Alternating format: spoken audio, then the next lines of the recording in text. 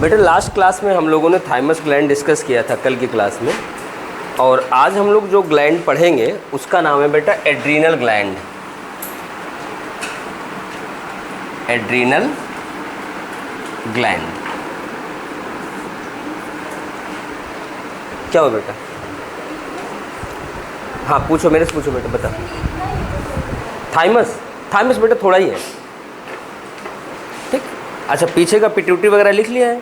Sir एक तो लिख लिया, एक क्लास में देखने के बाद एक कल लगा। चलो आज उसको बैकअप लगा लेना, आज और कल में ठीक। बेटा हम बात करें एड्रीनल ग्लैंड की, इधर ध्यान देना। अगर आप देखो देवेंद्र बेटा, इधर देखना, ये हमारी किडनी है। इस किडनी के ऊपर यहाँ पर ऐसे कैप लाइक स्ट्रक्चर पाई जाती है, आपने देखा होगा, ठीक। मोहित, अगर बेटा आप डायग्राम देखो, किडनी के ऊपर से कैप लाइक स्ट्रक्चर पाई जाती है। ये कैप लाइक स्ट्रक्चर एक्चुअल में है एड्रीनल ग्लैंड। ये क्या है? Adrenal gland. बेटा एड्रीनल ग्लैंड कहाँ पर है? किडनी के ऊपर। कहाँ पे? किडनी के ऊपर। इसीलिए इसका एक दूसरा नाम भी है सुप्रा रीनल ग्लैंड। बेटा सुप्रा मतलब सुपर, ऊपर, रीनल मतलब किडनी, ग्लैंड मतलब ग्लैंड, मतलब किडनी के ऊपर पाए जाने वाली ग्लैंड। इसका दूसरा नाम हो गया सुप्रा रीनल ग्लैंड। किसका? एड्रीनल ग्लैंड का। हो गया बेटा। अभी आप लोग पेन मत चलाओ, अभी देख लो फिर। अब इस एड्रीनल ग्लैंड को बेटा हम लोग अगर बाहर निकालें और इसे काटें, इसे चलो मैं मैग्नीफाई करके थोड़ा सा यूँ ऐसे कर दिया और इसको काटा, ऐसे काट दिया। जब ऐसे काटा बेटा तो हमें कुछ ऐसा स्ट्रक्चर दिखा, ठीक। तो इसमें दो रीजन दिखे, एक बाहर वाला पोर्शन, एक भीतर वाला पोर्शन। बेटा आपको पता है, आप चाहे एड्रीनल ग्लैंड ले लो, चाहे किडनी ले लो, चाहे आप कोई भी ऑर्गन ले लो, चाहे ब्रेन ले लो, हमेशा पेरिफेरल जो बाहर वाला होता है उसे हम लोग क्या बोलते हैं? कॉर्टेक्स। और जो अंदर होता है उसे क्या बोलते हैं? मेड्यूला। ये तो फिक्स है ना। अगर आप किडनी का भी ऐसे लॉन्गिट्यूडनल काटोगे तो आप देखोगे ऐसे होता है, यहाँ से ऐसे पिरामिड निकले होते हैं, ये कॉर्टेक्स होता है, renal pyramid, medullary pyramid, medulla होता है। बेटा कहीं पर भी जब ऐसे कटिंग होती है किसी भी ऑर्गन की, तो पेरीफेरल पार्ट हमारा क्या होता है? कॉर्टेक्स। इनर पार्ट क्या होता है? मेडुला। इतनी बात समझ में आई?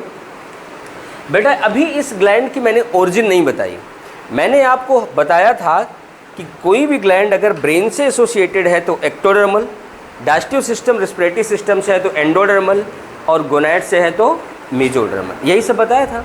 लेकिन बेटा इस ग्लैंड के बारे में मैंने अभी कुछ नहीं बताया। क्यों? क्योंकि यहाँ जो ग्लैंड है दो अलग अलग ओरिजिन की है। ये ग्लैंड का दो अलग अलग पार्ट अलग अलग ओरिजिन का है। बेटा यहाँ पर जो एक कॉर्टेक्स है, कॉर्टेक्स की ओरिजिन एक्चुअल में होती है मीजोडर्मल। कैसी होती है? मीजोडर्मल। लेकिन मेडुला की बात करें तो मेडुला में न्यूरॉन आके घुसा होता है।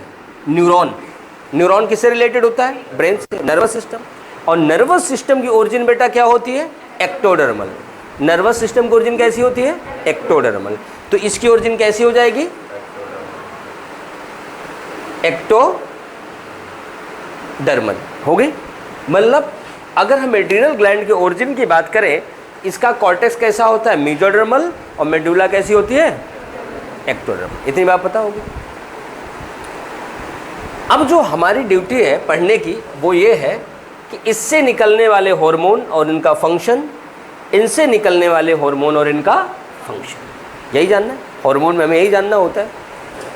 हाँ जी। तो इनके हार्मोन और इनका फंक्शन। बेटा ध्यान देना, जो कॉर्टेक्स है, अभी इसको हम थोड़ा और डिटेल ले चलते हैं। अगर कॉर्टेक्स को हम और ध्यान से मैग्नीफाई करके देखें तो हम देखते हैं कॉर्टेक्स में 3 रीजन होते हैं। 1 2 3, 1 2 3। इसमें फिर 3 अलग अलग इलाके होते हैं। तो बेटा जो सबसे बाहर की ओर होता है उसे हम बोलते हैं जोना ग्लोमेरुलोसा। रुलोसा, zona glomerulosa. क्यों? क्योंकि किडनी में एक वर्ड होता है ग्लोमेरुलस, सुना है, जिसमें फिल्टर होता है हमारा फिल्टर, तो इसलिए इसका नाम क्या हो गया, जोना ग्लोमेरुलोसा, क्योंकि बाहर की ओर है। ठीक, बीच में क्या होता है, जोना फैसिकुलेटा। क्या होता है, जोना फैसिकुलेटा, क्योंकि ये फैसिया बंडल के फॉर्म में होता है और नीचे वाला जाल के फॉर्म में होता है, तो इसका नाम होता है जोना रेटिकुलरिस। रेटिकुलम मतलब जाल, जैसे एंडोप्लाज्मिक रेटिकुलम सुना होगा ना, रेटिकुलम मतलब होता है जाल। ठीक बेटा, ये 3 जोन और होते हैं। अब बेटा इनसे जो हार्मोन निकलता है और इनसे जो हार्मोन निकलता है ये हमें पढ़ना है। एक बार मैं लिख देता हूँ कौन कौन सा हार्मोन निकलता है। एक्चुअल में यहाँ से बेटा एक एक हार्मोन नहीं निकलते, यहाँ पूरा का पूरा ग्रुप निकलता है। अब थोड़ा सा ज़्यादा डिटेल हो गया, लेकिन डिटेल इसलिए बता रहा हूँ क्योंकि आपके सवाल ना गलत हो। जैसे आपके एनसीईआरटी में लिखा है, यहाँ से एल्डोस्टेरोन निकलता है, यहाँ से कॉर्टिसोल निकलता है, यहाँ से एंड्रोजेनिक केमिकल वाले हार्मोन निकलते हैं। ठीक, मैं भी ऐसे ही पढ़ा सकता हूँ, लेकिन ऐसा नहीं, क्योंकि बेटा यहाँ जो हार्मोन निकलते हैं वो होते हैं मिनरेलोकॉर्टिकॉइड। क्या होते हैं, मिनरेलोकॉर्टिकॉइड। वो मिनरल को रेगुलेट करने वाले स्टेरॉयड हार्मोन होते हैं जो कॉर्टेक्स से निकलते हैं। देखो इसका नाम कैसे, मिनरेलो मिनरल को रेगुलेट करें, कॉर्टिको कॉर्टेक्स से निकलता है, कॉइड केमिकली स्टेरॉयड होता है। और मैंने आपको बता दूं, इधर देखना मोहित, इससे निकलने वाले, इनसे निकलने वाले सारे हार्मोन केमिकली क्या होते हैं, स्टेरॉयड। क्या होते हैं, स्टेरॉयड। और इनको रेगुलेट करता है ACTH, एडिनोकॉर्टिकोट्रोपिक हार्मोन। अब कहोगे ये क्या नई बला आ गई। बेटा मैं, आपने 9th-10th में पढ़ा होगा और यहाँ भी पढ़ाया गया कि pituitary gland control all endocrine या different endocrine gland, so called as master gland. उसी मास्टर ग्लैंड से एक हार्मोन निकलता है ACTH। ए मतलब एड्रीनो मतलब एड्रीनल ग्लैंड, सी मतलब कॉर्टिको कॉर्टेक्स, ट्रॉपिक स्टिमुलेट करना, हार्मोन मतलब हार्मोन। एड्रीनल कॉर्टेक्स को स्टिमुलेट करती है हार्मोन निकालने के लिए, इसलिए उसका नाम क्या है, ACTH। हो गया, हो गया।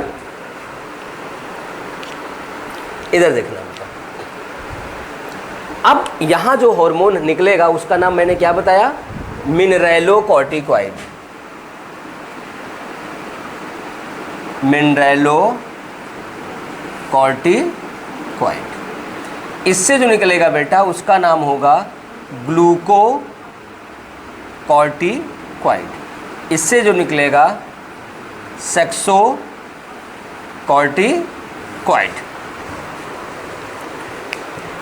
मिनरेलोकॉर्टिकॉइड, ग्लूकोकॉर्टिकॉइड एंड सेक्सोकॉर्टिकॉइड। हो गया। अब ये एक्चुअल में पूरे ग्रुप है हार्मोन के जो हमारी बॉडी में मिनरल के मेटाबॉलिज्म को रेगुलेट करते हैं।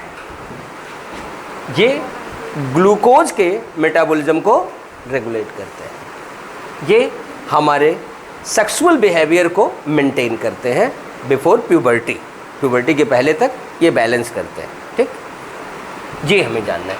और मेडुला से जो हार्मोन निकलता है, आपको पता है कि यहाँ से 2 हार्मोन निकलते हैं, एपिनेफ्रिन, एपिनेफ्रिन, जिसका दूसरा नाम कौन बताएगा,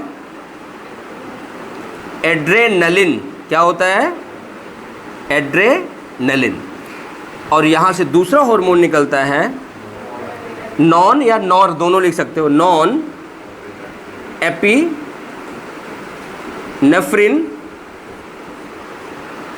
या नॉन एड्रेनलिन। एड्रेनलिन। बेटा ध्यान देना, ये दोनों हार्मोन की अगर बात करें कलेक्टिवली या केमिकली, अगर हम कहें तो कलेक्टिवली हम कह सकते हैं कैटेकोलामाइन। एनसीईआरटी ने साफ साफ लिखा है, both are collectively called as catecholamine because reason ये है कि ये केमिकली कैटेकोलामाइन होते हैं। क्या होते हैं? कैटेकोलामाइन। ये केमिकल नेचर होता है। जैसे हम लोग कहते हैं ना कि फला चीज़ प्रोटीन है, वो न्यूक्लियोटाइड है, वो कार्बोहाइड्रेट है, तो केमिकली क्या है? कैटेकोलामाइन है, जो कि एक अमीनो एसिड का डेरिवेटिव होता है। किसका डेरिवेटिव होता है? अमीनो एसिड का डेरिवेटिव होता है। बेटा बोर्ड पे जितना लिखा है सारा कॉपी कर डालो, फिर मैं लिखाता हूँ, फिर समझा के बताता हूँ आगे।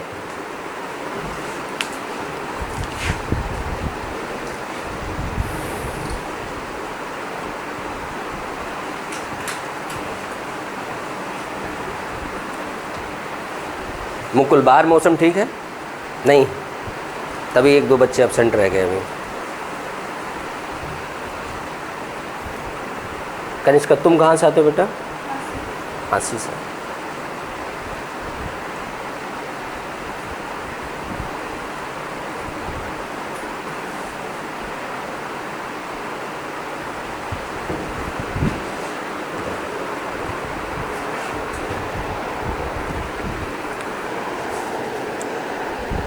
मोहित, ठीक है, इस ग्लैंड को लिख लो, लेकिन आप लेक्चर लगा के पीछे जो 1-2 ग्लैंड पढ़ाए गए ना उसे भी कर लेना, वरना लिंक टूट जाएगा तो फिर।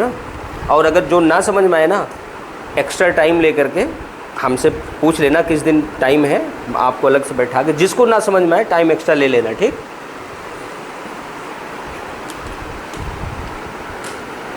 अभी शुरुआत है, शायद टॉपिक कम समझ में आए, लेकिन आप पढ़ो रेगुलर 5 दिन, 6 दिन, 7 दिन, तब जाके मेरी बात समझ में आना शुरू हो जाएगी, ठीक?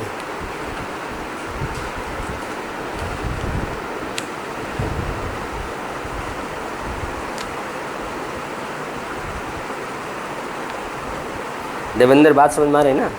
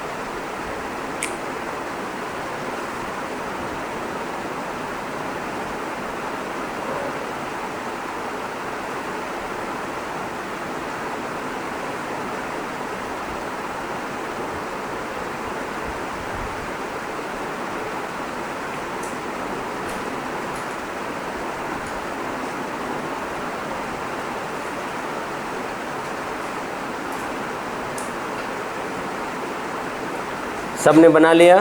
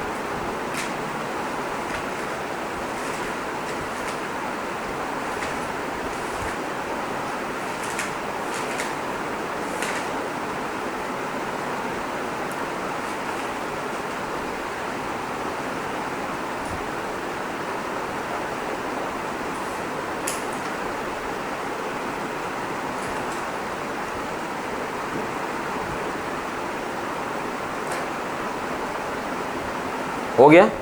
चलो बेटा अब इसमें से हम लोगों को एक एक हार्मोन पढ़ना है, ठीक। तो हम लोग सबसे पहले बेटा कॉर्टेक्स बाहर से भीतर की ओर चलेंगे। सबसे पहले कॉर्टेक्स की बात करेंगे, कॉर्टेक्स में मिनरेलोकॉर्टिकॉइड की बात करेंगे। अब बेटा सुन लो पहले कहानी, फिर जा कर के सवाल समझ में आएगा। सबसे पहले हम बात करें बेटा मिनरेलोकॉर्टिकॉइड की, ठीक। मिनरेलो मतलब मिनरल का रेगुलेशन करने वाला, कॉर्टिको मतलब कॉर्टेक्स से निकलता है, कॉइड केमिकली स्टेरॉयड होता है। ये तीनों हार्मोन केमिकली क्या है? स्टेरॉयड है। तो पहला पॉइंट हमारे पास यही बनेगा, hormone secrete from adrenal cortex are chemically steroid. एक सवाल तो कंफर्म हो जाएगा हमारा। अगला कि mineralocorticoid regulate metabolism of minerals, metabolism of mineral. Specially अगर हम बात करें मिनरल को कैसे रेगुलेट करता है, बेटा ये क्या करता है, नेफ्रॉन में जा करके सोडियम Na+ के रीएब्जॉर्प्शन को प्रमोट करता है। क्या करता है? Na+ के रीएब्जॉर्प्शन को प्रमोट करता है, सोडियम को हमारे बॉडी में मेंटेन करता है। बात समझ गए? समझ गए ना? और K+ और फॉस्फेट को बाहर निकालता है। ये भी इनसाइड डिमेंशन है कि फॉस्फेट और पोटेशियम को क्या करता है? बाहर निकालता है। होगी बात? जब सोडियम को अंदर ला रहा है तो क्या करेगा? सोडियम आएगा तो पानी भी तो आएगा, क्योंकि कोई भी सॉल्ट अकेला तो आ नहीं सकता, पानी भी आएगा। तो वाटर में सोडियम के साथ साथ ये वाटर को भी मेंटेन करने की या बॉडी फ्लूइड के वॉल्यूम को भी मेंटेन करने में हेल्प करता है। हो गया? अब सवाल है मिनरेलोकॉर्टिकॉइड एक्चुअल में है ग्रुप ऑफ हार्मोन जिसका इंपॉर्टेंट मेंबर है जो मोर देन 90% अकेले होता है, उसका नाम है एल्डोस्टेरोन। क्या नाम है? एल्डोस्टेरोन। समझ गए? इसका मतलब जो मिनरेलोकॉर्टिकॉइड का फंक्शन है बेसिकली किसकी वजह से है? एल्डोस्टेरोन की वजह से। अब बात समझ में आ गई? ठीक। अब हमारे पास है ग्लूकोकॉर्टिकॉइड। ग्लूको मतलब ग्लूकोज ना, ग्लूकोज मतलब कार्बोहाइड्रेट के मेटाबॉलिज्म को रेगुलेट करेगा। कॉर्टिको कॉर्टेक्स से निकलेगा, केमिकल स्टेरॉयड होगा। इतनी बात हो गई। अब ग्लूकोज के मेटाबॉलिज्म को कैसे रेगुलेट करेगा? बेटा सुनना, आपके बुक में एक लाइन लिखी होती है कि ग्लूकोकॉर्टिकॉइड करता है ग्लूकोनियोजेनेसिस।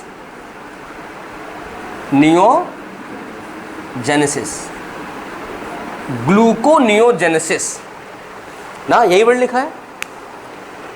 अब इसको तोड़ते हैं, कशिश। ग्लूको मतलब ग्लूकोज, नियो मतलब नया, जेनेसिस मतलब बनाओ। ग्लूकोज नया नया बनाओ, ग्लूकोनियोजेनेसिस, ग्लूकोज नया बनाओ। चाय पीना?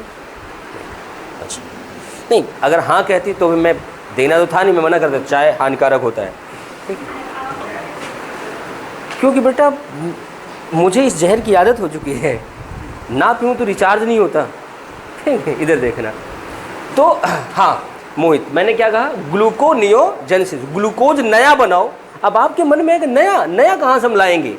बेटा अब नया का कंसेप्ट क्या है हमारा? देखो मैंने पहले भी बोला था, अब भी बोल रहा हूँ, रटने की कोशिश मत करना। सारी चीज़ें मैं बात करके पढ़ा रहा हूँ, कोशिश ना समझ में आए तो आप मेरे से दोबारा बात कर लेना। बात ही तो करना है, मैं समझा दूंगा कंसेप्ट। कौन सा मैं डंडा लेके तो खड़ा नहीं होता, कहाँ गया डाउट लेने, भाग जा। ठीक, एकदम डाउट के लिए तो बिल्कुल। हाँ, एक बार अगर आपने कह दिया सर डन, समझ में आ गया, फिर मैं दोबारा पूछ लिया आप नहीं बता पाए, फिर तो done डना done.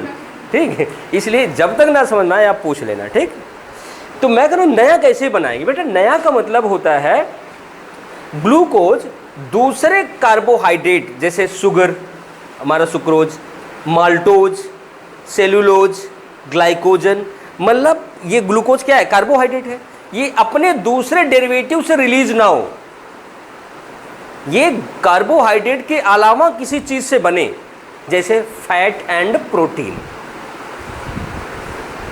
Fat and protein. Glucose हमारा जब डेराइव हो, देवेंद्र सुना, glucose synthesis of glucose other than its derivative from fat और अमीनो एसिड और protein is called as gluconeogenesis.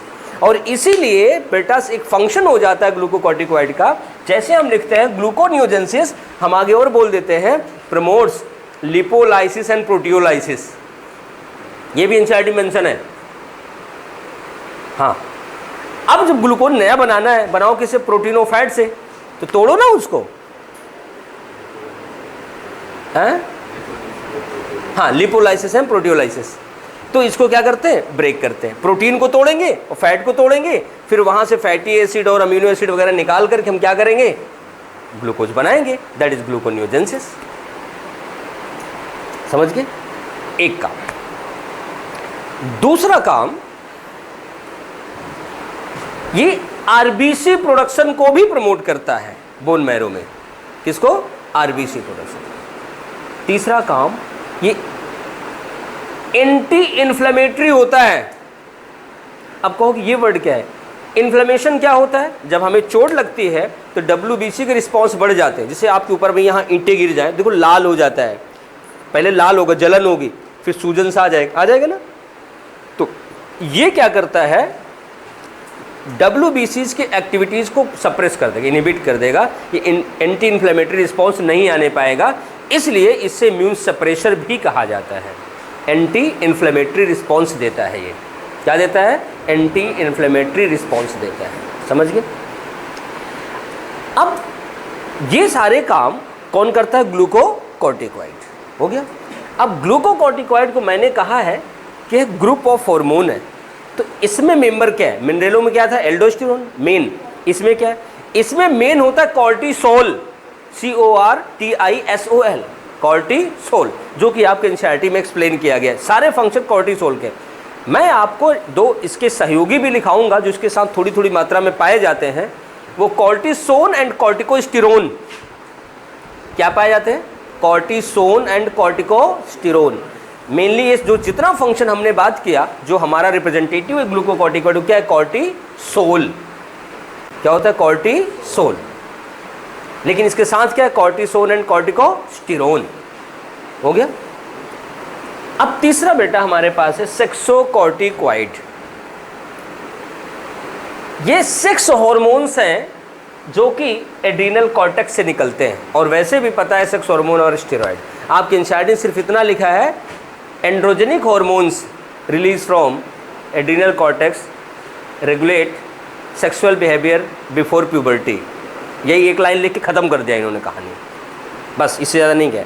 But मैं आपको यहाँ एक्सप्लेन कर दूँ, सेक्सोकॉर्टिकॉइड में एक्चुअल में यहाँ पर दोनों हार्मोन होते हैं हमारे पास, male hormone androgen and female hormone oestrogen. इस बात को समझना थोड़ा सा, इसको मैं क्यों समझा रहा हूँ, डिसऑर्डर से पता चल जाएगा। बेटा हम चाहे मेल हो चाहे फीमेल हो, ह्यूमन इंडिविजुअल में इस पोर्शन से एड्रीनल कॉर्टेक्स से दोनों हार्मोन निकलते हैं। आपकी बॉडी में दोनों हार्मोन निकलते हैं। प्यूबर्टी के पहले देखो, जो बच्चे होते हैं हमारे, चाहे लड़का हो चाहे लड़की, उनका बिहेवियर एक जैसा होता है, कोई फर्क नहीं होता।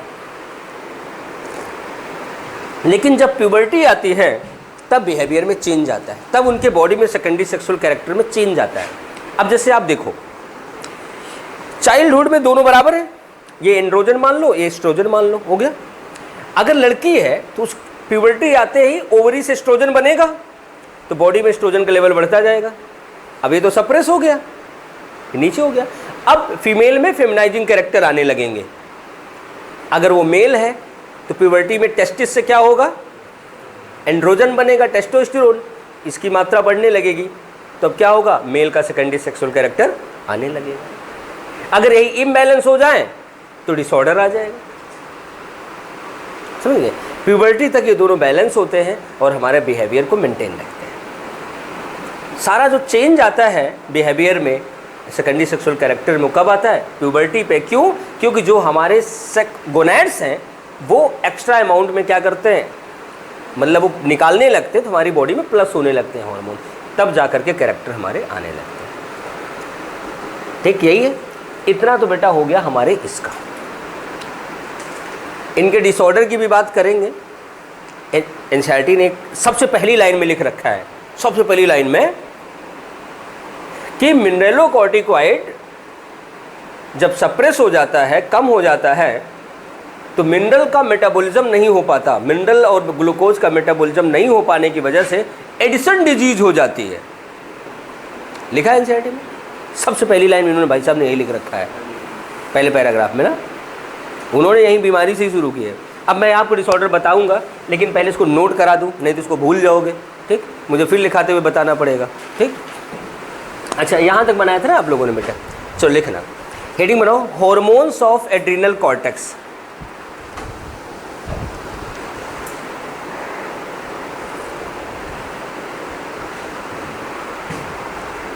Hormones of adrenal cortex.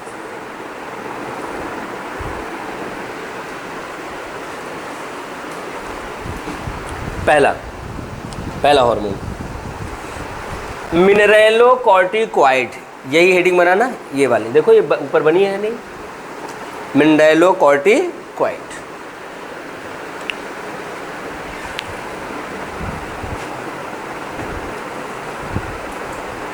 Mineralocorticoid,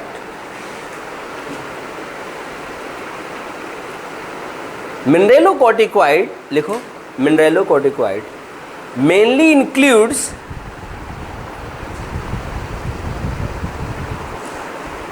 aldosterone,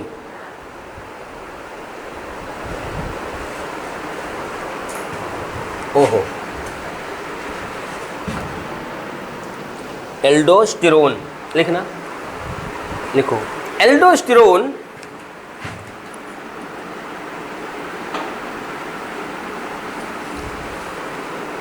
aldosterone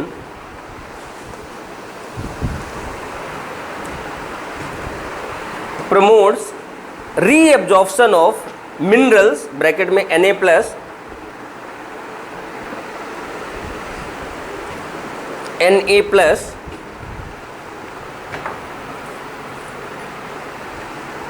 इन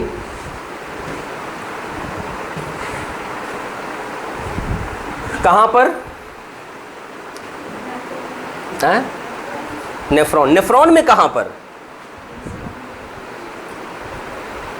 किसी को आइडिया है? ग्लोमेरुलस बेटा फिल्टर होता है, DCT, distal convoluted tubule, DCT of nephron. मैं सोच रहा हूँ एक्यूरेट ही लिखा दूँ, आगे तो लिखा नहीं है, लेकिन एक्यूरेसी रेट बेटर है। DCT, DCT of nephron. बेटा पलक, मेरी आवाज़ समझ में आ रही है? पहले तो आप मेरी आवाज़ समझो, बायो तो मैं समझा ही लूँगा, ठीक। हाँ, अगर मैं जो बोल रहा हूँ वही नहीं समझ में आया तो क्या, जो बोल रहा हूँ समझ में आ रहा है ना, क्लियर? कहाँ घर आपका? सुंदर नगर। तो बेटा पहले जो मैं बोल रहा हूँ इसे आप समझो, टॉपिक की टेंशन ना लेना, टॉपिक तो अपने आप तैयार हो जाएगा, वो मैं पढ़ा दूँगा। पहले आप ये देखो, फ्रिक्वेंसी मैच करो कि जो मैं बोलूँ वही समझ में आए। मैं बोलूँ आम, सामने वाला समझे जाम, तो भी नहीं, दिक्कत है ना। तो इसलिए वर्डिंग पहले क्लियर होनी चाहिए, ठीक। हाँ, क्योंकि जब प्रोनाउंसिएशन, देखो बेटा प्रोनाउंसिएशन का खेल होता है, अगर प्रोनाउंसिएशन समझ में आने लगा तो आप बातों को ईजिली समझ जाओगे। अगर मेरी बात ही नहीं समझ में आ रही है तो दिक्कत हो जाएगी, ठीक। तुम्हें बेटा मोहित समझ में आ रही? ना आए तो पूछ लियो, शर्माना नहीं। मेरे क्लास में डाउट पूछने में कोई शर्म नहीं करना है, ठीक। गाँव में कहावत है ना, जो करे शर्म फूटे उसका करम।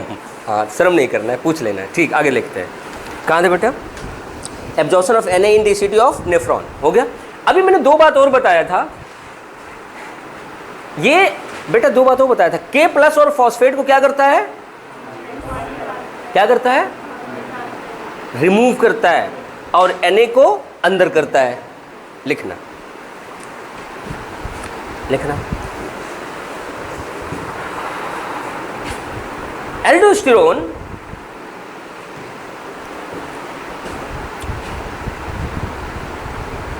बैलेंस और regulate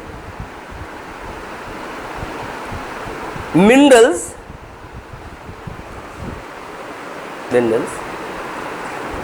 by excretion or removal of K plus मतलब बेटा potassium ion K plus and phosphate K plus and phosphate and by absorption of Na plus and by absorption of Na plus. इन तीनों काम को करके क्या करता है, मिनरल को बैलेंस करता है। हो गया। दूसरा हार्मोन निकला ग्लूकोकॉर्टिकॉइड। ग्लूकोकॉर्टिकॉइड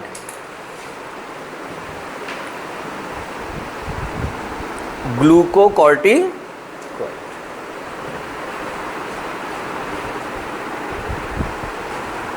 ग्लूकोकॉर्टिकॉइड हो गया। लिखना बेटा, glucocorticoid secrete from zona fasciculata. Zona fasciculata लिखना। ग्लूकोकॉर्टिकॉइड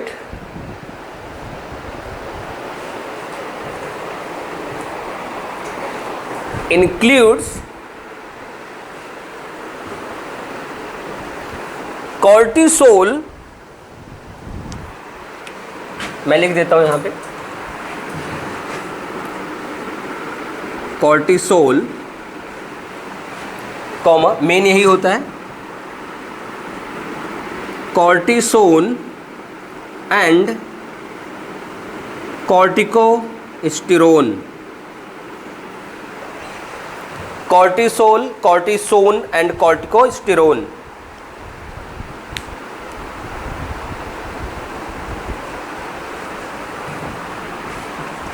हो गया। आगे लिखना, कॉर्टिसोल मतलब ग्लूकोकॉर्टिकॉइड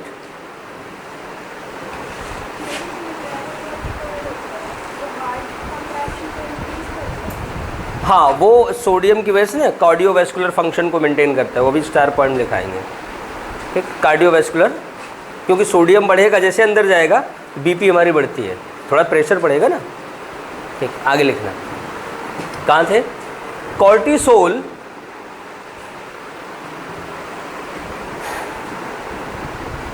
ब्रैकेट में glucocorticoid promotes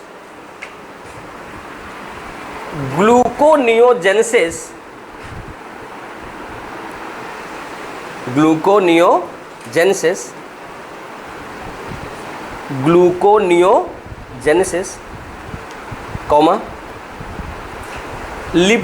lipolysis, lipolysis and proteolysis, lipolysis and proteolysis. अब आगे लिखना एक स्टार पॉइंट बना के, ग्लूकोनियोजेनेसिस है क्या, क्या है, अभी क्या बताया गया था, अदर देन इट्स डेरिवेटिव। लिखना, gluconeogenesis is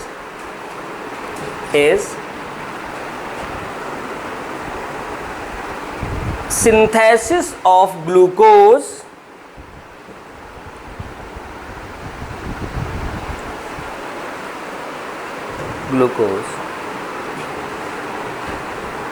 from fat and amino acid,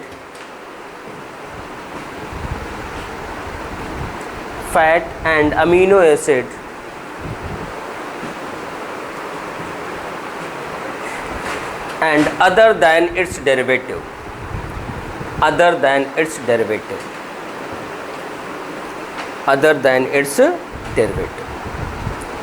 derivative इसके क्या है, जो भी ग्लूकोज से बने हुए इसके पॉलीमर्स हैं वो सारे इसके डेरिवेटिव हैं, चाहे सेलुलोज हो, चाहे ग्लाइकोजन हो, चाहे हमारा सुक्रोज हो, चाहे माल्टोज हो, सब इसी से तो बने। अगर वो टूटेंगे तो क्या निकलेगा, ग्लूकोज। उनके अलावा अगर बनता है ग्लूकोज किसी मैटर से, जैसे प्रोटीन और अमीनो एसिड से, फैट से, तो हम क्या कहते हैं, ग्लूकोनियोजेनेसिस। अब आप एक बात बताओ, अगर जब ब्लड में ग्लूकोनियोजेंसिस करेगा तो ग्लूकोज लेवल बढ़ेगा कि नहीं बढ़ेगा? ऑब्वियस सी बात है, बढ़ेगा। सही है ना? लिखना।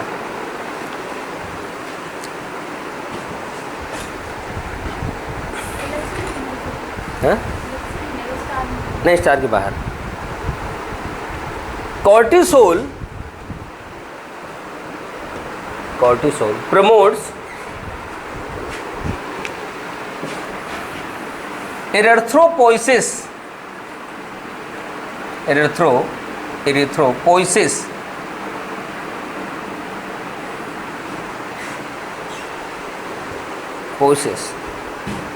एर्थ्रोपोइसिस क्या होता है? ब्रैकेट लिखना, फॉर्मेशन ऑफ आरबीसी।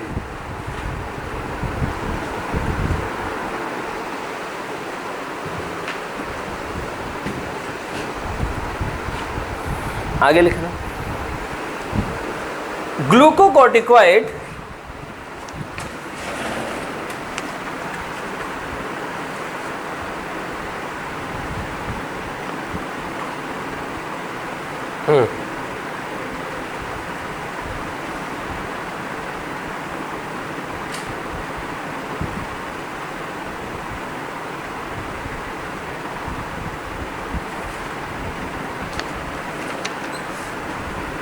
ठीक है। Glucocorticoid is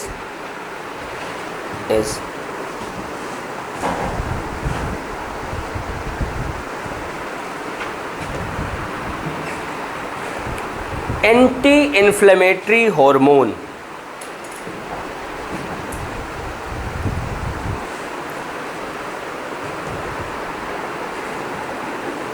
anti inflammatory hormone मतलब ये WBC के एक्शन को क्या करते हैं? सप्रेस कर देते हैं। एंटी इन्फ्लेमेटरी हार्मोन या responsible for anti inflammatory response, बात वही है। ठीक। अब एक बात बताना, अगर अभी हम बात करें, अब थोड़ा सा आपकी जो एडिशनल नॉलेज है उसके बारे रिलेटेड सवाल है कि which of following hormone is not associated with metabolism of glucose और ग्लूकोनियोजेनेसिस। ऑप्शन मैं दे दूं, इंसुलिन, ग्लूकागॉन, कॉर्टिकोस्टेरोन, एल्डोस्टेरोन। तो क्या लगाओगे? एल्डोस्टेरोन, क्योंकि एल्डोस्टेरोन का कहीं ग्लूकोज से कोई लिंक ही नहीं है। इंसुलिन का, ग्लूकागॉन का है तो कम से कम, बेशक बढ़ाते घटाते हो। तो ऐसे ऐसे भी सवाल बनते हैं, एग्जामिनर के मूड की बात है। ठीक, कभी सोचने वाले ही सवाल बना देंगे, कभी ऐसे बना देंगे कि आप देखते जाओ बस टिक करते जाओ, हलवा टाइप का। ठीक, वो तो मूड की बात है, सही है ना, लेकिन हमें पूरा पढ़ के जाना है, समझ गए ना। चलो, अभी जितना लिखा इतना पढ़ो फटाफट, आज भी जो लिखा इसको रिवाइज करो, तो फिर आगे बढ़ाता हूँ।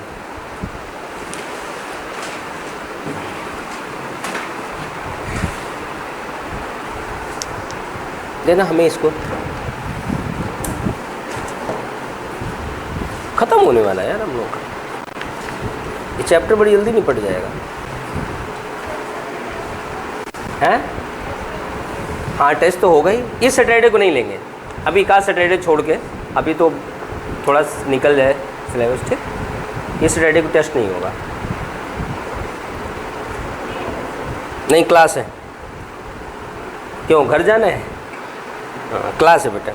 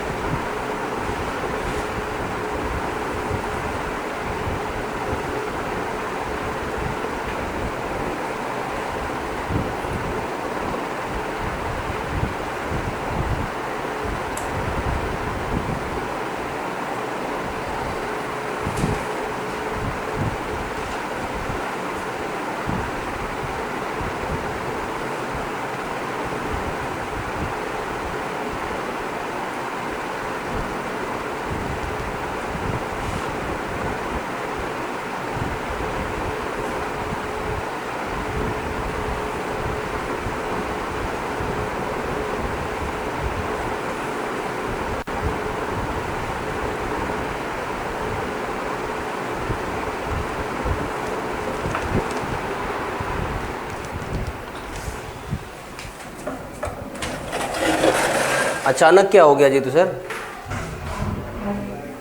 अचानक ऐसा क्या किया था तुम लोगों ने? बेटा यहाँ से बटन ना दबाया करो कोई।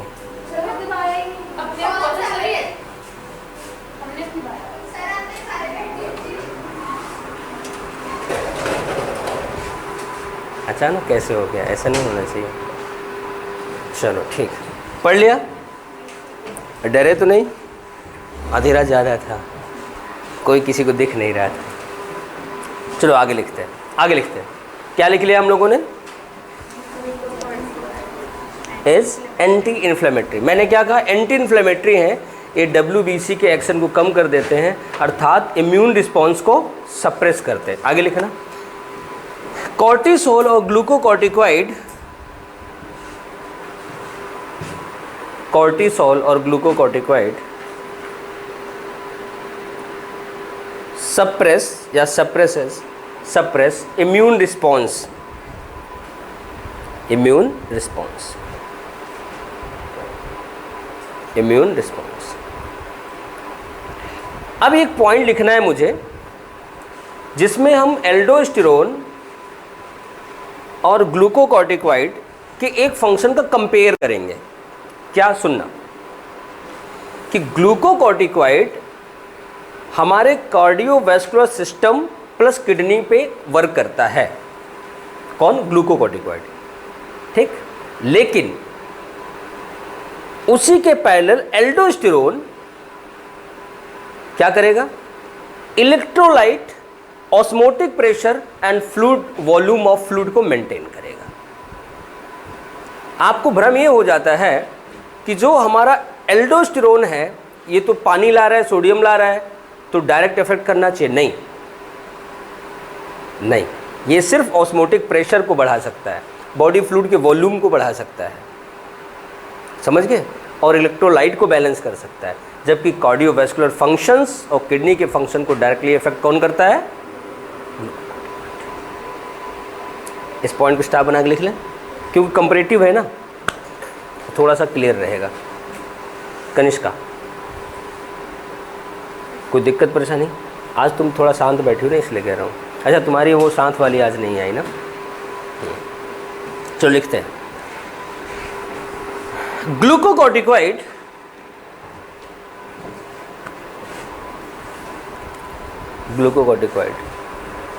regulates cardiovascular function and kidney या function of kidney, cardiovascular function and function of kidney and function of kidney, while जबकि aldosterone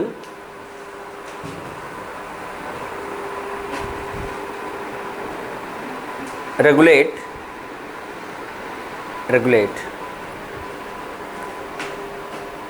electrolytes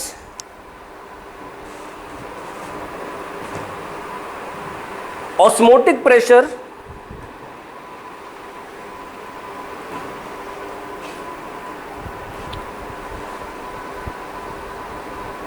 volume of body fluid, volume of body fluid. हो गया? लिख लिया? अब याद रखना है कि मिनरेलोकॉर्टिकॉइड का मेन कंपोनेंट क्या है? एल्डोस्टेरोन। ग्लूकोकॉर्टिकॉइड क्या है? कॉर्टिसोल। उसके साथ दो और होते हैं, कॉर्टिसोन और कॉर्टिकोस्टेरोल। जितने फंक्शन हम पढ़ते हैं मेनली परफॉर्म्ड बाय कॉर्टिसोल। हो गया? अब बेटा हम लोग तीसरा हार्मोन बनाते हैं, सेक्सोकॉर्टिकॉइड। सेक्सोकॉर्टिकॉइड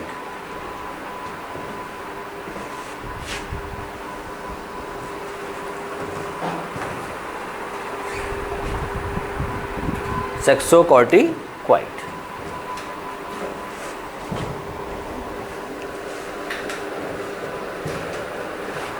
सिक्रीट्स फ्रॉम कहाँ से? zona reticularis of adrenal cortex. Zona reticularis of adrenal cortex.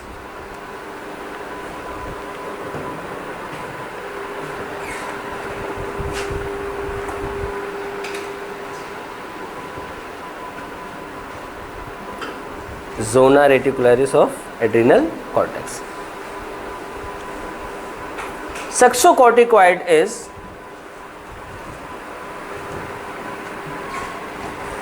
androgenic hormone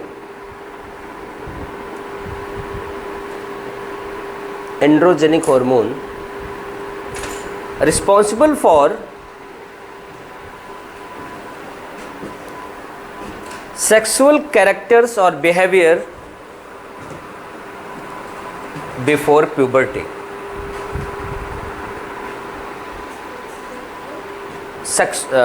Sexual character and behavior before puberty. हमारे प्यूबर्टी के पहले यही मेंटेन करता है। बेटा यहाँ पे बात तो ख़त्म हो जाती है, लेकिन एग्जामिनर का सवाल नहीं ख़त्म होता। ठीक, सवाल इजी हो जाए इसके लिए हम थोड़ा 1-2 पॉइंट और लिखाएंगे। लिखाएं, सुनो अब क्या लिखाना है कि ये एक्चुअल में सेक्सोकॉर्टिकॉइड जो आप बोलते हैं एंड्रोजेनिक हार्मोन होता है, मेंटेन करता है, एक्चुअल में होता क्या उसमें? इसमें होता है एंड्रोजन एंड स्ट्रोजन। लिखना, it includes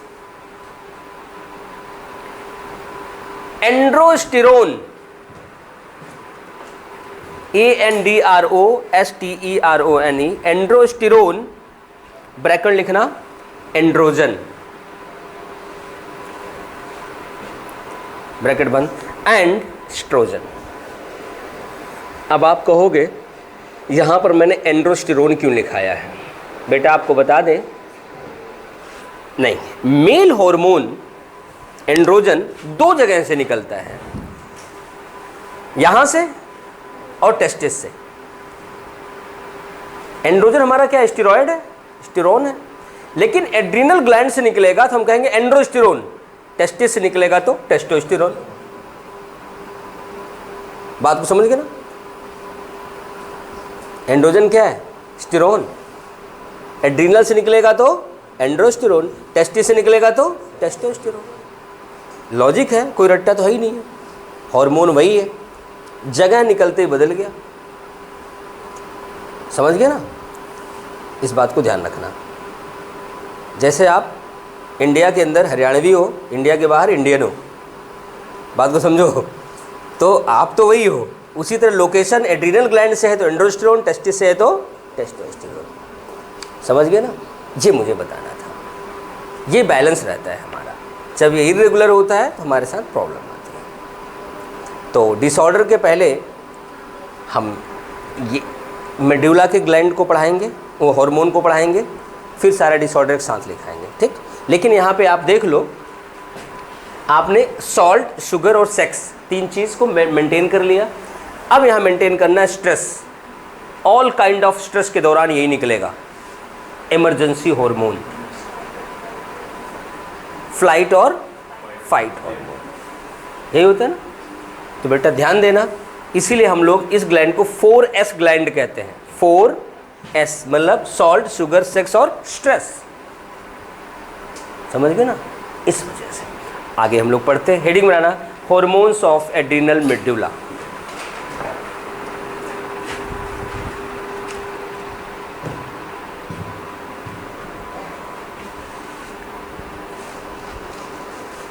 hormones of adrenal medulla. इसकी ओरिजिन आपको बता दी गई, एक्टोडर्मल है। क्यों? क्योंकि यहाँ पर न्यूरॉन, नर्वस सिस्टम घुसा रहता है। कौन सा नर्वस सिस्टम घुसा रहता है यहाँ पे?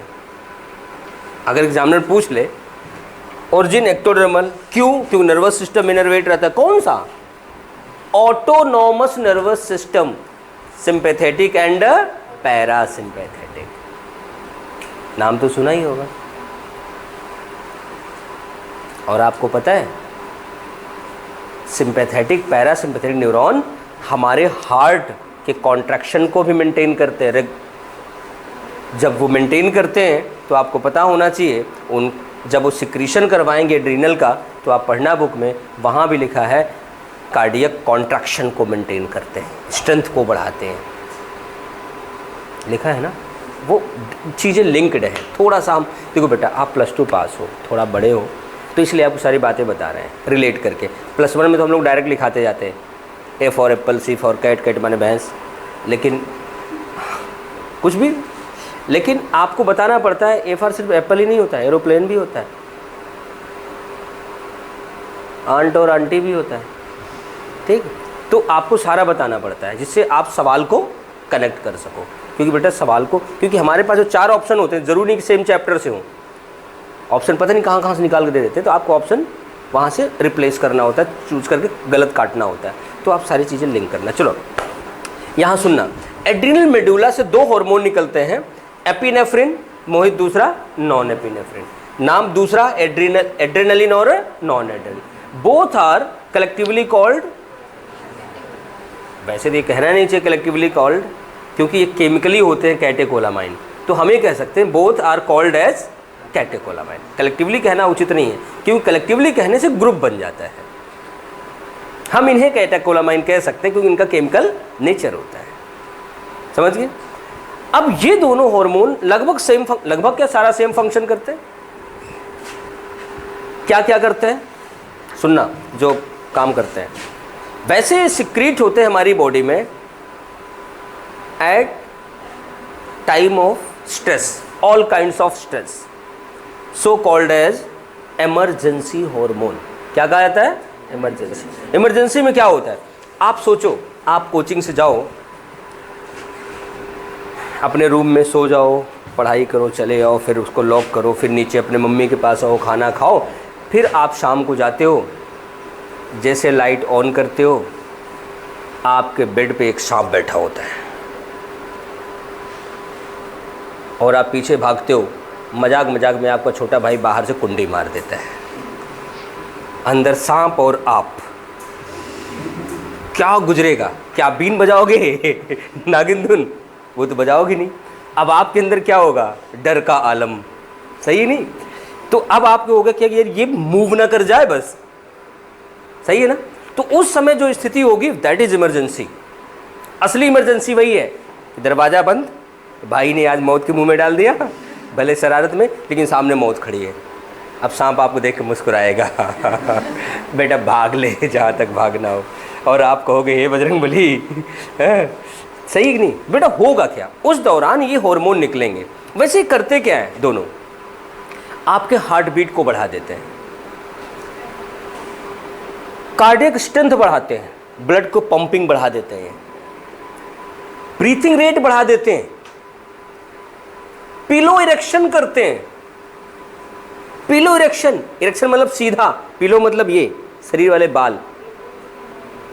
एक्चुअल में इसके लिए पिलो आता नहीं है, आता किसके लिए मैं एग्जैक्ट बताने चल रहा हूं आपको।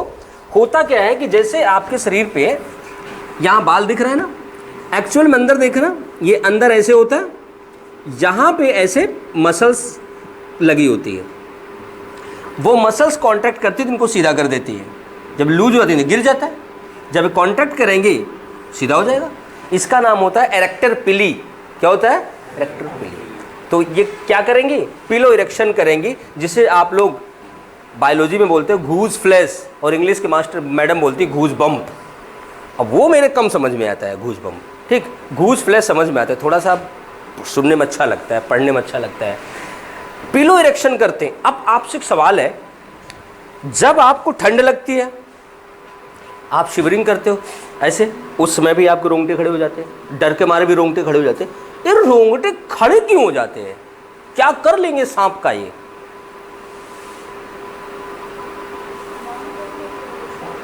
सुनिए सुनिए, सांप, बेटा सुनो, सवाल पूछा जाएगा यहाँ पर पिलो इरेक्शन से फ़ायदा क्या होता है। बेटा अंदर हम एनर्जी पैदा कर रहे हैं, हीट पैदा कर रहे हैं, तो यहाँ जब रोंगटे खड़े होते हैं तो इनके बीच में हवा भर जाती है। हवा इज इंसुलेटर, अंदर के हीट को लॉस नहीं होने दे। पता लगा हम एनर्जी बना रहे हैं, हीट के रूप में निकल रही, तो काम क्या आएगी, बात को समझना। ये इंसुलेटर होती है, हीट लॉस को रोकती है। अगला काम क्या है, ये ग्लूकोज लेवल बढ़ा देते हैं ब्लड में क्या करते हैं, ग्लूकोज लेवल बढ़ा देते हैं, जिससे आपको बराबर एनर्जी मिलती रहे, आप इमरजेंसी से लड़ सको। और ब्लड क्लॉटिंग पीरियड रिड्यूस कर देते हैं, अगर आपको हमला हो जाए, घाव वाव हो जाए तो आपका ज़्यादा ब्लीडिंग ना हो, ब्लड जल्दी से क्लॉट कर जाएगा। मतलब इमरजेंसी के लिए फुली तैयार करते हैं, इसीलिए इसे हम लोग कहते हैं फाइट और फ्लाइट हार्मोन या इमरजेंसी हार्मोन। समझ गए, ये इनकी कहानी है। यहां पर दोनों हार्मोन सेम काम कर रहे हैं, उल्टा मत करवा देना। मैं इसलिए बोल रहा हूं क्योंकि सिंपैथेटिक पैरासिम्पैथेटिक अपोजिट काम करते हैं, तो आप वही वाला कॉलम यहां ना तैयार कर लेना। अच्छा sympathetic parasympathetic adrenaline non adrenaline, ना भैया ऐसे ना करना। हाँ थोड़ा सा इनके मॉलिक्यूलर फॉर्मूले में अलग है, एक ऑक्सी फॉर्म होता है, एक बिना ऑक्सीजन वाला फॉर्म होता है, इसलिए हाँ स्ट्रक्चर अलग है, मॉलिक्यूलर स्ट्रक्चर अलग है, फंक्शन सेम है। ठीक, इस वजह से स्ट्रक्चर के बेस पर लग के रखा है। अब बायोकेमिस्ट्री में अगर चल के देखें तो मॉलिक्यूलर पे ही हमारा गेम होता है, जैसा मॉलिक्यूलर स्ट्रक्चर होगा वैसे रिएक्शन होगा। आप जानते हो बाइंडिंग साइट पे डिपेंड करता है सब कुछ, केमिस्ट्री का खेल है पूरा का पूरा। बट हम लोग पढ़ते हैं अंदर चल के, तो आप पढ़ना फिर ठीक आगे देखते हैं। लिखो, adrenal medulla secrete two hormones, adrenaline bracket में एपिनेफ्रिन, एड्रेनलिन ब्रैकेट में एपिनेफ्रिन,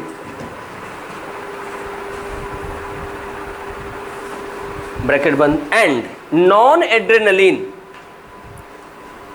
ब्रैकेट में नॉन एपिनेफ्रिन।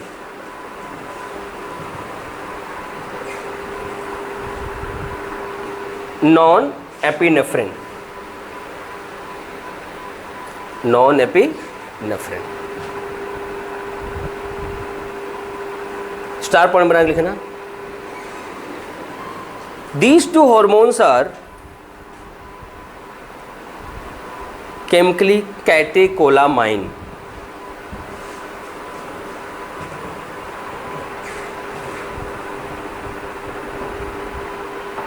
मैंने लिखा है कहीं CATECHOLAMINE, कैटेचोलामाइन, कैटेकोलामाइन लिख लिया।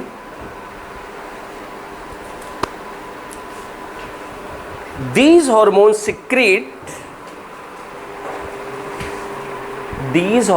secrete during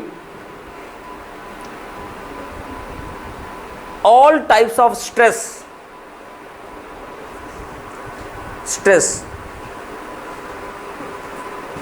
so termed as emergency hormone या so named as या called as emergency hormone। इस कारण से इसे हम लोग क्या कहते हैं, आपातकालीन हार्मोन, इमरजेंसी हार्मोन। अब बेटा पता है, जैसे लाइन मैंने बोला मुझे एक सवाल याद आ गया, अब आप बताओ, बाकी तो मैं बता ही दूंगा।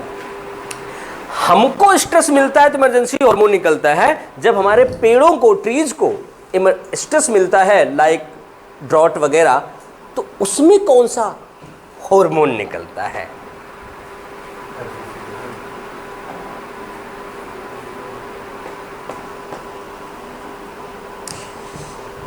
देखो बेटा, आपको जो पता है बताओ, क्योंकि गलत बताने से आपकी बेइज्जती नहीं होगी भी तो क्या फ़र्क पड़ता है, आपको डॉक्टर बनना है, सिलेक्शन लेना है, यहाँ किसके सामने बेइज्जती होगी? सारे आपस में बैठे हो, सही ना?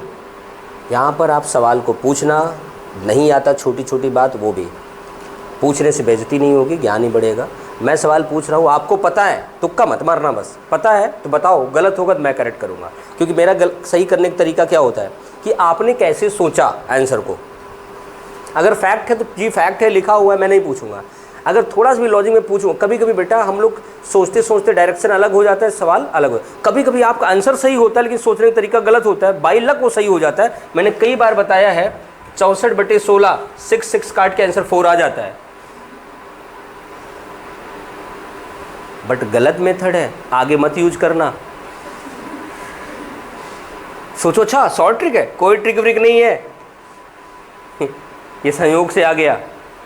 इसीलिए कभी कभी आपका आंसर सही होता है बट लॉजिक गलत होती है, इन फ्यूचर सारे सवाल गलत कर देती है। इसलिए बेटा जो आप बताओ मैं ज़रूर पूछता हूँ कैसे बताएं। एक बच्चे ने आंसर दिया था एब्सिसिक एसिड, बिल्कुल सही आंसर है। किसने बोला था? तुमने। हाँ बिल्कुल सही बात है।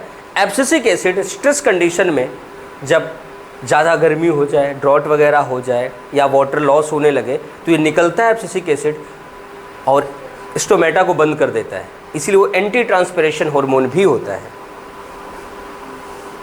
हमारी बॉडी में स्ट्रेस के समय कौन निकलता है? Adrenaline, non adrenaline, catecholamine. वहाँ कौन निकलता है? ABA, abscisic acid. अब याद रहेगा ना मोहित? याद रहेगा ना मुकुल? ठीक है, चलो देवेंद्र, चलो आगे बढ़ते हैं। क्या लिख लिया हम लोग? दीज हार्मोन्स आर केमिकली, अच्छा इमरजेंसी तक लिखवा दे, आगे लिखे ना इमरजेंसी हार्मोन, और आगे भी लिख लो और करके, फाइट एंड फ्लाइट हार्मोन, और fight and flight hormone emergency hormone भी कहते हैं, फाइट एंड फ्लाइट हार्मोन भी कहते हैं।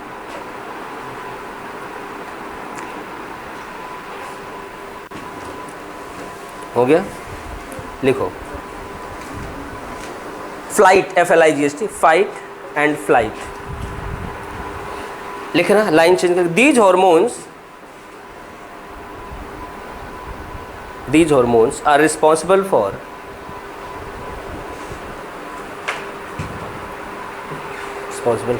और प्रमोट्स, रिस्पॉन्सिबल होते हैं या बढ़ाते हैं, और promotes heart beat rate, responsible और प्रमोट्स हार्ट बीट रेट, उसको बढ़ा देते हैं।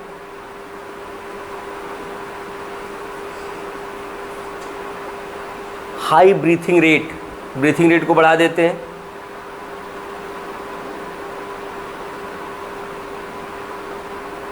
Piloerection, PILOERECTION, piloerection, erect करना, piloerection, piloerection, comma, increases glucose level in blood, glucose level in blood,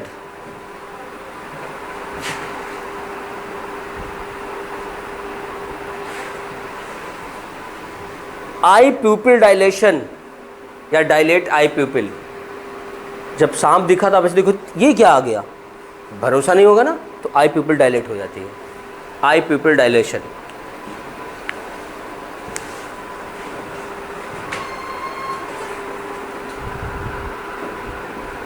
reduce या decrease blood clotting period, blood clotting period, ये blood clotting period को reduce कर देता है, जिससे blood हमारा जल्दी जल्दी क्लॉट करना शुरू कर देता है, अगर बहे ब्लीडिंग हो तो। हो गया? बस फुल स्टॉप। नहीं वो रेट वेट बता दिया ना तो अपने आप बढ़ गया, आउटपुट अपने आप वहाँ से हो जाएगा। ठीक, ये इनके फंक्शन हो गए। ठीक, अब बेटा हमारे पास एक ग्लैंड ये हो गई कवर। अब हमारे पास अगली ग्लैंड, मैंने देखो सीरीज लिखवाया था ना, सीक्वेंस, पैंक्रियाज है अगली ग्लैंड, पैंक्रियाज एक गोनेड्स है, पैंक्रियाज है, हेडिंग बनाओ पैंक्रियाज।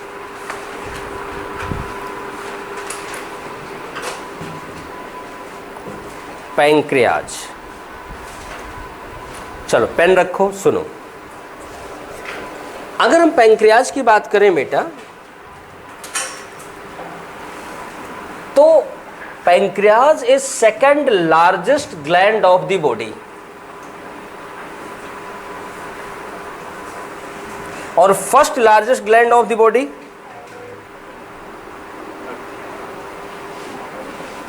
यही तो फर्क है। लार्जेस्ट एंडोक्राइन ग्लैंड है हमारी थायराइड। लार्जेस्ट ग्लैंड क्या है? सवाल को ध्यान से देखना चाहिए। बॉडी का फर्स्ट लार्जेस्ट ग्लैंड क्या है? लीवर। और लार्जेस्ट एंडोक्राइन ग्लैंड क्या है? Thymus, thyroid. ठीक, ध्यान देना। और पैंक्रियाज क्या है? Second largest gland. पैंक्रियाज की लोकेशन क्या होती है?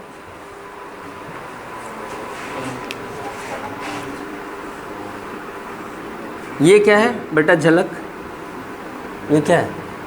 कुछ भी गाय की सींग बना दी है। ये बेटा ड्यूडेनम है, सी शेप ड्यूडेनम है।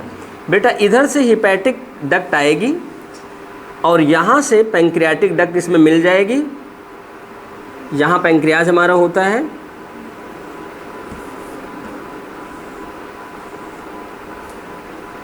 और यहाँ इसका एसेसरी डक्ट लगा होता है, और यहाँ आगे बढ़ कर के बेटा ये इसे फूल जाता है, इसे एम्पुल ऑफ वेटर कहते हैं, अटैच होता है with the help of sphincter of Oddi. ये डाइजेस्टिव सिस्टम का पार्ट है, लेकिन हमें इसको देखना है। लोकेशन इसकी कहाँ होती है? ड्यूडेनम के सी शेप ड्यूडेनम, यू शेप नहीं। एनसीईआरटी ने यू शेप लिख रखा था, अब नई में करेक्शन किया, एक ही जगह किया, दूसरा भी बाकी है।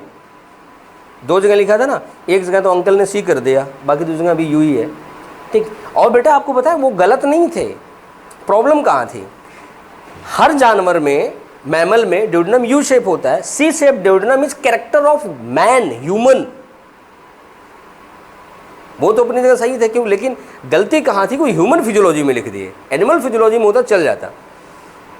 ह्यूमन सी शेप ड्यूडेनम कैरेक्टर होता है ह्यूमन का, बाकी में यू शेप ही होता है, फ्रॉग वगैरह, रैबिट वगैरह में कोई दिक्कत नहीं है। अब बेटे जो पैंक्रियाज है, सेकंड लार्जेस्ट ग्लैंड है, इसमें बेटा अगर हम देखें तो 98% पार्ट जो होता है एक्सोक्राइन होता है। कैसा होता है? एक्सोक्राइन। और 2% पार्ट होता है एंडोक्राइन। और 2% पार्ट लगभग बनाता है 2 मिलियन सेल्स, लगभग 20 लाख सेल्स होती हैं एंडोक्राइन पार्ट में। और ये जो सेल्स होती है, इनका जो बंच होता है, that is called as islets of Langerhans. ये भी कमाल का वर्ड है, आइलेट्स ऑफ लैंगरहैंस। एक बार एक सवाल अजीब सा पूछा गया था, islets of Langerhans are found in America, India, Africa, none of these. क्या क्या सवाल है? ह्यूमन बॉडी में है यार, एनिमल बॉडी में। जैसे इस बार सवाल आया था कि हम लोग रेशियो देखने के लिए क्या निकालते हैं, पनेट स्क्वायर, बनेट स्क्वायर। ये क्या कोई सवाल है भाई? सबको पता है पनेट स्क्वायर होता है। ऐसे एक बार सवाल आया था एचमस बीगल। एचमस है बीगल की स्पेलिंग BEAGLE, BEGIAL, ये क्या है? हाँ भाई, जो पैटर्न है मुझे तो देना ही पड़ता है, मजबूरी है, चाहे गंदे सवाल हो, चाहे अच्छे हो, चाहे बेकार हो, लेकिन मुझे तो सारा प्रैक्टिस कराना होता है, वो तो मैं दूंगा ही दूंगा। तो ऐसे भी बेवकूफ़ी वाले सवाल भी आते हैं, थोड़ा सा आपको दिमाग को खुला रखना पड़ेगा, ठीक है। अब जैसे इसी बार आ गया पनेट स्क्वायर, लोग बताओ ये कोई सवाल था? तो अब उसमें नाम बिगाड़ बिगाड़ का ऑप्शन दे दिए, क्या कर लोगे आप? Mendel square, Punnett square, Bateson square. तो ऐसे बेटा वो आ गया था America, Africa, India, none of these. तो नन ऑफ दीज करेंगे। देशों में थोड़ी पाया जाता है, इंसानों में पाया जाता है, जानवरों में पाया जाता है। यही है, क्यों गाय पेड़ पौधे नहीं रहते? ये ज्ञानी लोग हैं। बेटा देखो, हम लोग टैलेंटेड की बात कर रहे हैं, सुपर टैलेंटेड की बात नहीं कर रहे हैं। बेटा हे भगवान, ये इसीलिए तो सवाल प्रैक्टिस कराए जाते हैं कि आप सोचना सीख लो, ठीक है। चलो आगे देखते हैं। बेटा ये जो 2%, 2 मिलियंस के एंडोक्राइन पार्ट, जिसका बंच क्या होता है? Islets of Langerhans. इसमें कौन कौन सी सेल होती है जो एंडोक्राइन होती है? आपकी बुक ने 2 सेल के बारे में बात किया है, अल्फा और बीटा, बट मैं अल्फा और बीटा के अलावा भी बात करूंगा, क्योंकि सवाल बनते हैं। यहाँ बेटा है alpha cell, beta cell, delta cell और पीपी सेल, जिसे हम एफ सेल भी कहते हैं। इसे डी सेल कहते हैं, इसे बी सेल कहते हैं, इसे ए सेल कहते हैं। आप बताओ C cell, G cell, H cell, E cell कहाँ पाए जाते हैं? मैं आपको बता दूं, सी सेल जो थायराइड में आपने पढ़ा था, पैरा फॉलिकुलर सेल, TCT जहाँ से निकलता है, उसका नाम सी सेल होता है। स्टमक में जी सेल होता है जो गैस्ट्रिन हार्मोन निकालता है। एच सेल स्कैरिस में होता है, एच शेप का उसका एक्सक्रीटरी सिस्टम होता है। ई सेल हमारे इंटेस्टाइन में पाया जाता है, जो इलेक्ट्रोलाइट्स रिलीज करता है, एंड्रोसाइट सेल्स कही जाती है। समझ गए? तो हैं ऐसे ऐसे। लेकिन अब बेटा ये दो हार्मोन आपके एनसीईआरटी में पढ़ने के लिए हैं। इनका मैं इसलिए बताता हूँ क्योंकि कभी कभी सवाल इनसे आते हैं, रिलेटेड इनसे होते हैं लेकिन सवाल इनका होता है, तो तब आप बोल भी नहीं सकते कि एनसीईआरटी के बाहर का है, क्योंकि ऑप्शन में ये रहते हैं इनसे निकलने वाले हार्मोन। ठीक है, तो लगता है कि जी पढ़ा तो था लेकिन समझ में नहीं आया। आपने पढ़ा ही नहीं था बेटा दिक्कत तो ये है। चलो देखते हैं। अब देखो जितना पूरा 100% है, इनकी संख्या कितनी होती है? ये कितनी होती है? 25%। बीटा कितनी होती है? 65%। इनको मैंने लिख दिया 5% और 5%। अगर आप डिफरेंट बुक्स देखेंगे तो वो लोग वेरिएशन देखते हैं, 20 से 30%, 60 से 70%, 5 से 10%, 5 से 10%। मैंने लेकिन एग्जैक्ट लिखा है 25%, 65%, 5% और 5%। 100 हो गया बेटा। अगर इनकी बात करें तो अल्फा सेल से जो हार्मोन निकलता है वो है ग्लूकागॉन। क्या होता है? ग्लूकागॉन। ग्लूकागॉन ग्लूकोज को मेंटेन करेगा, ग्लूकोज को रेगुलेट करेगा। बीटा सेल से निकलता है इंसुलिन, यह भी ग्लूकोज को मेंटेन करेगा। ये दोनों ऐसे हार्मोन हैं जो अपने ही पैंक्रियाज के भीतर से होने वाले सिक्रीशन को अफेक्ट करेंगे, अर्थात ये होते हैं इनहिबिटरी पेप्टाइड्स। ये आगे बताऊंगा, पहले हम इन दोनों पे फोकस करते हैं। बेटा ध्यान देना, ऊपर भी आपने एड्रीनल ग्लैंड में क्या देखा कि जो कॉर्टेक्स से निकलने वाले हार्मोन थे वो क्या थे? कॉर्टेक्स से निकलने वाले थे स्टेरॉयड, मेडुला से निकलने वाले कैटेकोलामाइन। बेटा ये जो हार्मोन निकलेंगे ये क्या होंगे? पॉलीपेप्टाइड। क्या होंगे? पॉलीपेप्टाइड। ग्लूकागॉन भी होगा पॉलीपेप्टाइड, इंसुलिन भी होगा पॉलीपेप्टाइड। याद रखना, यह सवाल भी बनता है। इंसुलिन तो आपके लिए बड़ा इंपॉर्टेंट है, बायोटेक में भी मिलेगा। इसके अलावा जब हम लोग इली लिली द्वारा आर्टिफिशियल इंसुलिन बनाएंगे तो ग्लूकागॉन जो निकलता है उसका नाम है ग्लूकागॉन। ग्लूकोज के मेटाबॉलिज्म को रेगुलेट करेगा। कैसे करेगा? सुनना, ग्लूकागॉन क्या करता है? ब्लड में ग्लूकोज लेवल बढ़ाता है, मतलब हाइपरग्लाइसेमिक हार्मोन बढ़ाना। हाइपरग्लाइसेमिक हार्मोन कैसे बढ़ाएगा? ये लीवर के अंदर जो ग्लाइकोजन स्टोर है उसको तोड़ेगा, ग्लाइकोजेनोलाइसिस करेगा। क्या करेगा? ग्लाइकोजेनोलाइसिस करेगा। जब ग्लाइकोजन टूटेगा तो ग्लूकोज क्या करेगा? रिलीज होकर के ब्लड में आएगा और ग्लूकोज लेवल बढ़ता जाएगा। ठीक, कहां पे हो गई प्रोसेस? लीवर में। कहां होगी? लीवर में। हो गया, टारगेट लीवर हो गया।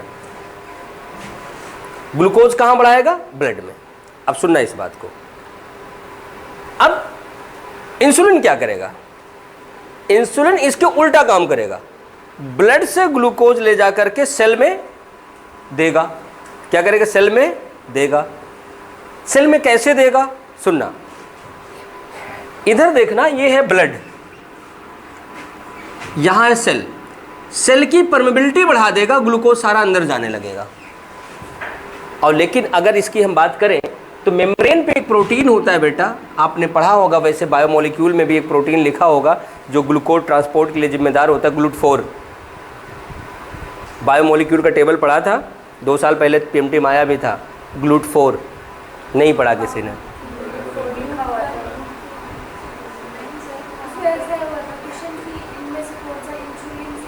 हाँ वही, नहीं आया था कि है ऐसे कुछ था, मतलब उससे रिलेटेड सवाल आया था ना, वो भी आता है क्योंकि वहाँ का टेबल है, टेबल वहाँ भी। हम यहाँ इंसुलिन की बात करते हैं, उसकी ट्रांसपोर्टेशन की बात अभी नहीं करते।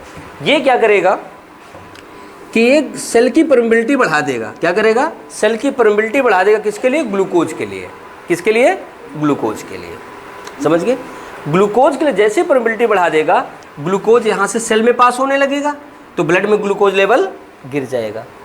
ग्लाइकोजन ने क्या किया? तो ब्लड में ग्लूकोज लेवल बढ़ाया था तो उसका नाम हो गया हाइपरग्लाइसेमिक। ये ग्लूकोज लेवल घटाता है तो क्या नाम हो जाएगा? हाइपोग्लाइसेमिक। लेकिन एक है हाइपर, एक है हाइपो, मतलब दोनों एक जैसे तो नहीं है, एक पूरब तो एक पश्चिम, मतलब उल्टे क्या हो गए? पूरब और पश्चिम है तो मतलब अपोजिट हो गए। हम क्या कहेंगे? Glucagon and insulin are antagonistic. क्या हो जाएंगे? एंटागोनिस्टिक। एंटागोनिस्टिक किसे कहते हैं? जो अपोजिट होते हैं। और साइनर्जिड किसे कहते हैं? जो सेम काम करते हैं। ठीक, बाकी कल करते हैं। नहीं, डायग्राम नहीं।